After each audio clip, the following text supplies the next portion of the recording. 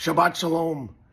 Shabbat Shalom. You would think the International Court of Justice, that sounds like a fancy place. The International Court of Justice.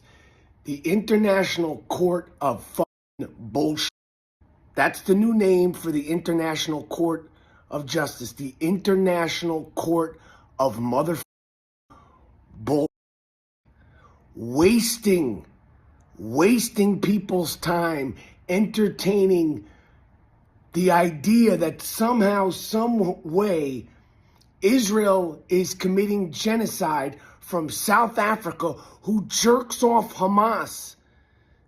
There's allegedly actual hand job parties that take place with governing officials. I can't confirm or deny it, but allegedly there's hand job parties that have certainly taken place since October 7th.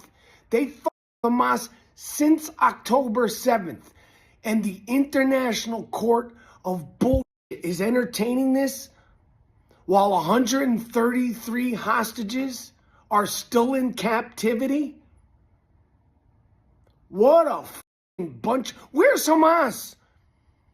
Where the fuck is Hamas? You know, if Hamas got summoned to court, traffic court, any kind of court, the International Court of Bullshit, you think they're going to show up?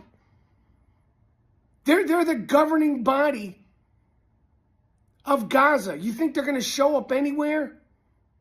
They're not even a third world country. They're terrorist cock suckers, and Israel has to defend itself after October 7th in some fucking fake bullshit International Court of nonsense. Get the fuck out of here. Shabbat Shalom to all the Jewish people, to Israel, and to anybody with a fucking heart and a brain that's half functioning. So occupied, genocide. Occupied rhymes with genocide. Side, it's easy to spell. Occupied, genocide, boom, apartheid. This is what we're going to do. Occupied, genocide, apartheid. 1948. Fucking great. No one knows what the fuck was going on in 1948. Occupied, genocide, apartheid, 1948. You paid protesting motherfuckers, you. You get a fucking job. You fucking paid fucking protesters. What the how much do those posters cost? Those flags that I've been to Kinko's, FedEx, them shits cost a lot of money. You're not paying for that shit yourself. Occupied, genocide, apartheid, what a campaign we have. You paid protesting motherfuckers. You get a fucking life. How much you get paid per day? I heard you get paid extra if you get arrested. You fucking hand jobs, you. Yo, I'm here in Tel Aviv, Israel. Tel Aviv, even during war. I just sat through that 47 minutes of footage from October 7th, which I had been invited to a couple of other screenings and I didn't want to see it, but we've seen the aftermath, and now we saw this 47 minutes of footage, and it is a massacre. It's a bloodbath. I'm glad I saw it. There's a lot of screaming, yelling terrorists saying Allahu Akbar. There's a scene where the guy's calling his father and his mom, bragging about the 10 Jews that he killed with his bare hands. There's a lot of dead people. There's a lot of referring to Jewish people as dogs. There's a lot of screaming, a lot of cheering. It's almost like they won the Super Bowl. And there's also a really cool part when they're going through Gaza and the innocent civilians.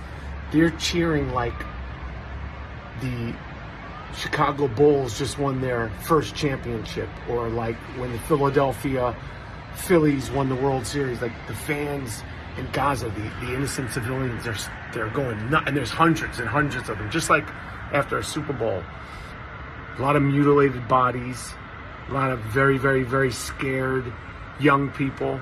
I didn't hear the word occupiers, occupation, or land. They never said, oh, we got our land back, or, oh, the occupation's over, now there was none of that. That didn't come up. Because it's funny, because a lot of people on social media, they say, the occupiers and the land, and the terrorists, the screaming, yelling terrorists, never said that. They never said that word, occupiers, land. What are the other words they say? They never, all those social media, they didn't say that. It was Allahu Akbar. It was, look, they were showing the bodies like that, bloody bodies. And it was just such a laissez-faire with the killing. It was just like, and the cheering, the killing and the cheering and the celebrating and the sort of like, oh, is she dead? Is she not dead? Oh, shoot her in the head. But don't waste too many bullets in setting houses on fire. There was also a really, really disgusting part where his father and his two sons ran into a safe room. His two sons were in their underwear. They killed the father by throwing a grenade, and then the two little boys came out with blood all over them. The person who killed their father went into the refrigerator and drank some soda right out of the bottle. Like he was like the uncle coming over to visit. Again, no one said occupiers or occupation or like, yeah, we got our land back. I wish everybody could see that footage.